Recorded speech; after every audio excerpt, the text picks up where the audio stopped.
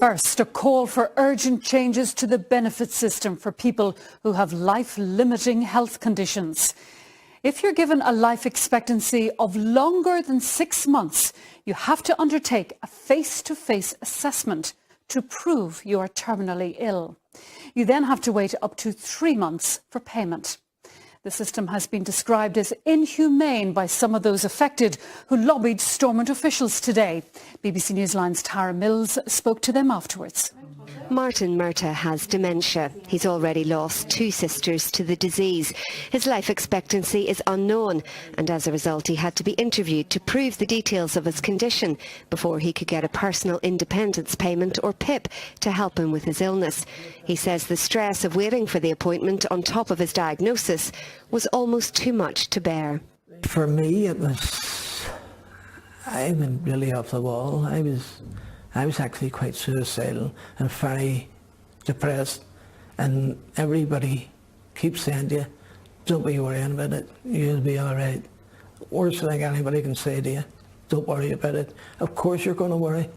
Until recently, Colm Davis was a school principal, but a diagnosis of motor neurone disease has taken his career and his speech. He says the additional fight for benefits he should be entitled to is unacceptable. It's a long, hard struggle, but the thought of being reassessed for PIP boys over and over again is mentally draining and worrying, especially when you don't have any indication of when you're going to die.